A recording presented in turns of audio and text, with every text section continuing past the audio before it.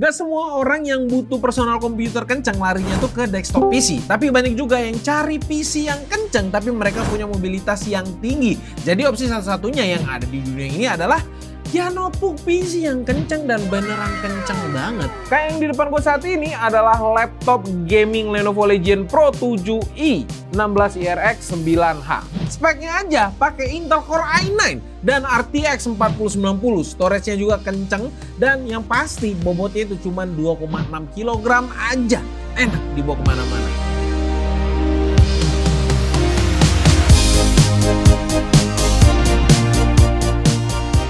Kita singkirin dulu yang lain karena gue tuh udah gak sabar banget nih buat langsung ngomongin ke kalian. Performanya ini yang gak masuk di akal. Laptop kenceng dengan platform yang compact, apakah kerasa beneran kencengnya? Atau sekedar spek doang yang tinggi tapi nggak kenceng-kenceng amat gitu kan?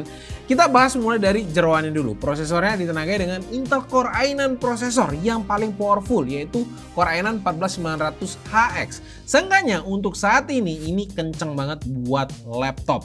Prosesor ini punya 24 core dan 32 thread dengan turbo boost sampai 5,8 GHz. GPU-nya sendiri yang paling mentok juga menggunakan Nvidia RTX 4090.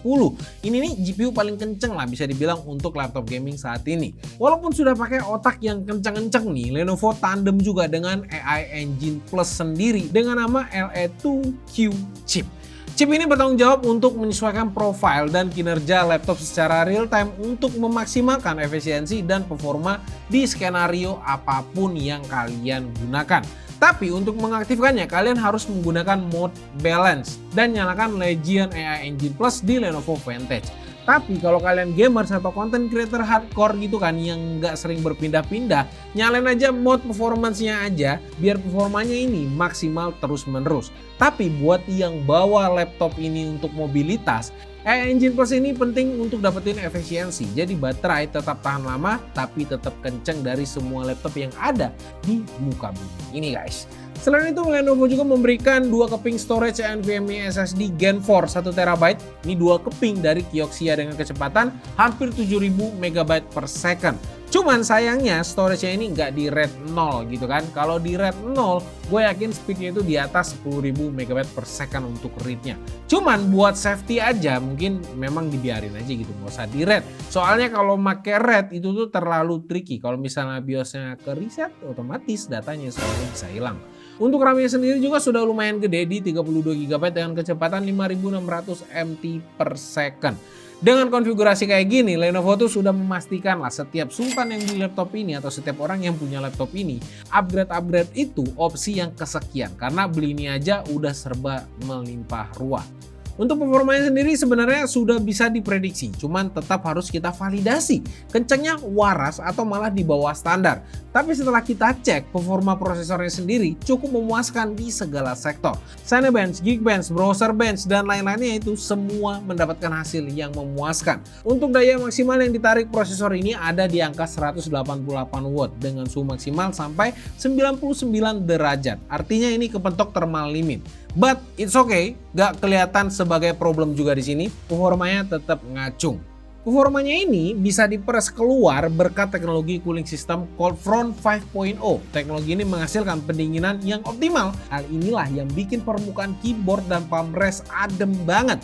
Bayangin nih, lagi disiksa nih sampai prosesor dan GPU-nya ini suhunya itu di atas 90 derajat. Keyboardnya antang aja di angka 40-an derajat. Dan palm rest-nya juga cuma 35 derajat ngikut suhu ambience. Dan ini ngebuktiin walaupun laptop ini disiksa, experience kalian tuh nggak akan keganggu. Titik terpanasnya itu ada di bagian exhaust, suhunya itu di 50 derajat Celcius. Teknologi ini juga yang memungkinkan stabilitas performa laptop ini terjaga dengan baik di angka 94%. Jadi nggak perlu khawatir sama panas dan hajar performa laptop ini kalau lagi kejar deadline atau lagi gaming sampai pagi.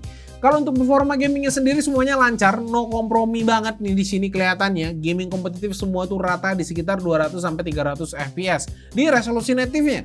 Jadinya gak sia-sia punya refresh rate tinggi. Game AAA juga memuaskan di sini. Game-game terbaru kayak Cyberpunk 2077, Horizon Forbidden West, sampai Black Myth Wukong dengan setting rata kanan di resolusi native-nya itu tembus di angka 60-an bahkan sampai 100-an FPS. Kalau kalian emang pengen nikmatin dunia game dengan ray tracing di resolusi tinggi dengan layar dan audio maksimal, kayaknya sih harus sepakat.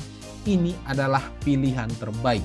Yang lebih keren lagi, Lenovo Vantage punya fitur yang bikin kalian jadi overclocker instan dan bisa membunuh karir-karir para overclocker nih.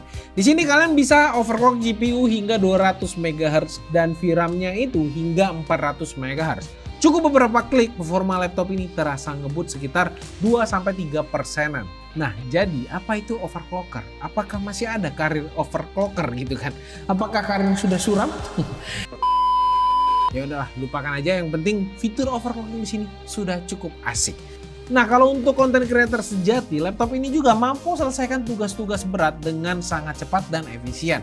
Bayangin aja nih, merender BMW 3D di Blender selesai dalam waktu 5 detik aja. Bukan cuma itu aja ya, rendering video 4K yang biasanya bisa dipakai buat bikin mie atau bikin kopi, itu di sini cuma selesai dalam waktu 58 detik aja. Ini artinya kalian tuh bisa banget lebih produktif dan menghasilkan konten yang berkualitas tinggi dalam waktu yang lebih singkat. Walaupun punya dapur pacu yang monster, tapi daya tahan baterainya ini awet banget. Ini laptop high-end, biasanya itu tuh daya tahan baterainya itu di bawah 3 jam. Kalau kapasitas baterainya sendiri, laptop ini pakai yang mentok juga, yaitu 99,9 Wh.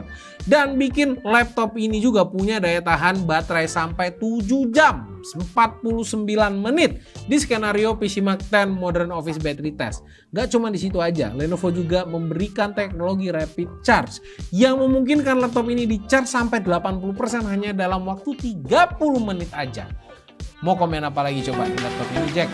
Secara desain, gue tuh suka karakter dari Legend yang satu ini. Kayak Legend pada umumnya, punya karakter kalem pendiam tapi cakep. Mau ditempatkan dimanapun, laptop ini tetap cakep.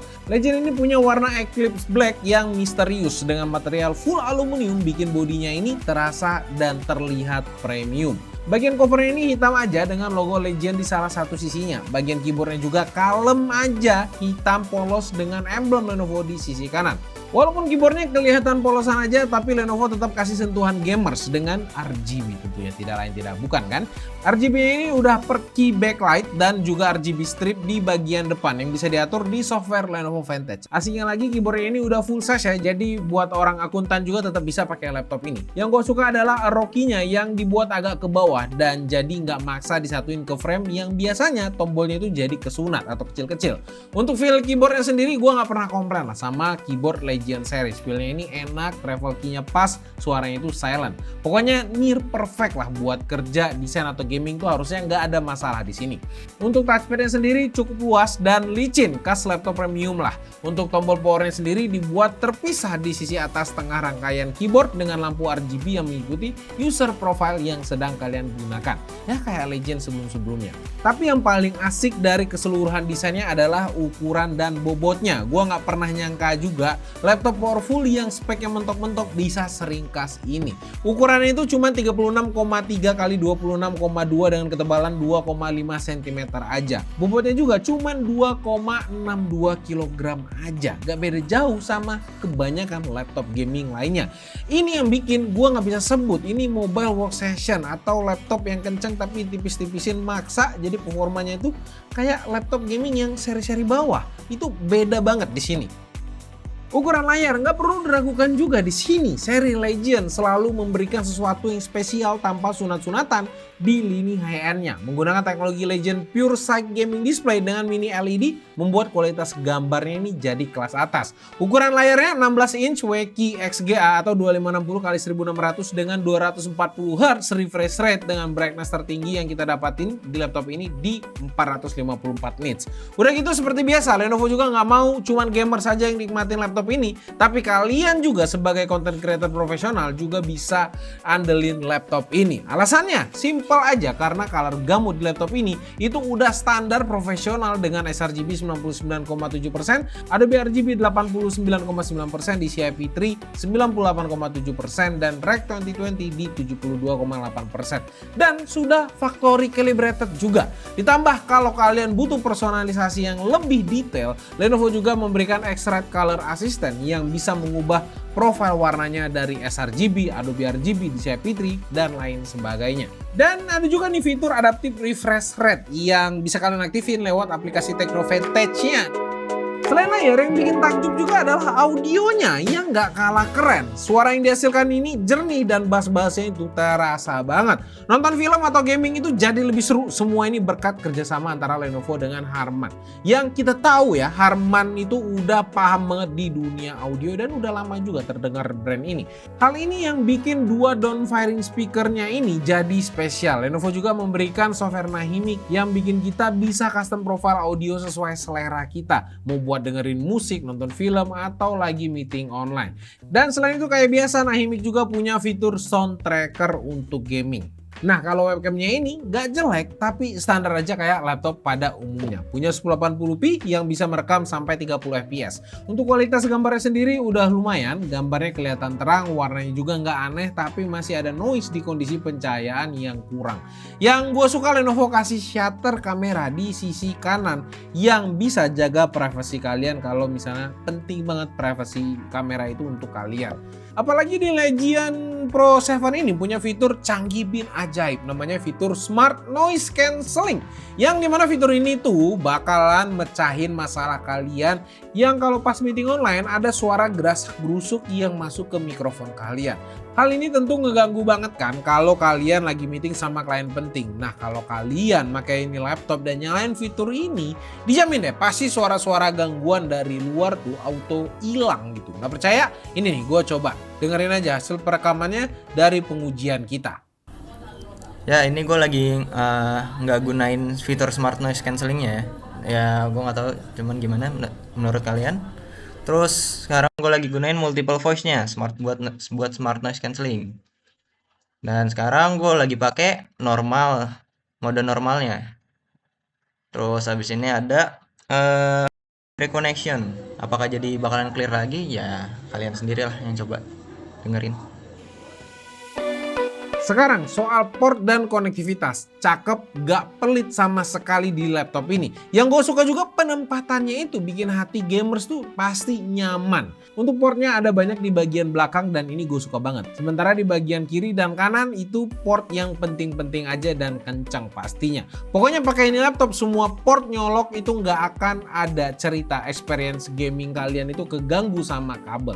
Semua aman. Sementara untuk wirelessnya sendiri Lenovo memberikan Wi-Fi 6E dan Bluetooth 5.3. Emang belum Wi-Fi 7, tapi Wi-Fi 6E sendiri gua rasa tuh udah cukup overkill untuk Indonesia ini. Jadi Lenovo Legion Pro 7i ini adalah laptop serba bisa. Dengan jeroan serba mentok, layar canggih full fitur, bodi gagah tapi kalem, stabilitas maksimal, dan daya tahan baterai lama. Dengan semua yang gue sebutin tadi, gue nggak tahu lagi deh apa yang lu minta dari sebuah laptop. Kalau ini aja masih kurang.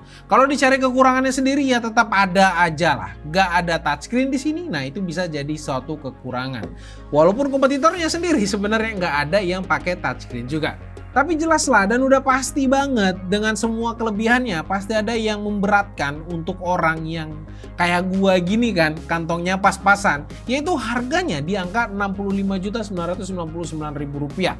Cuman buat orang yang isi kantongnya tumpah-tumpah, pertanyaannya apakah ada lawan lagi laptop ini? Terus yang asiknya lagi, garansinya yang udah di cover 3 tahun dengan accidental damage protection. Rusak, jatuh, ketumpahan air, tinggal datang aja diganti baru tuh part-part yang rusak. Tapi menurut kalian gimana? Apakah masih mending rakit PC? Apakah ada opsi lain? Langsung aja komen di bawah. Sampai jumpa di video selanjutnya. Gua Rodi. Bye bye guys.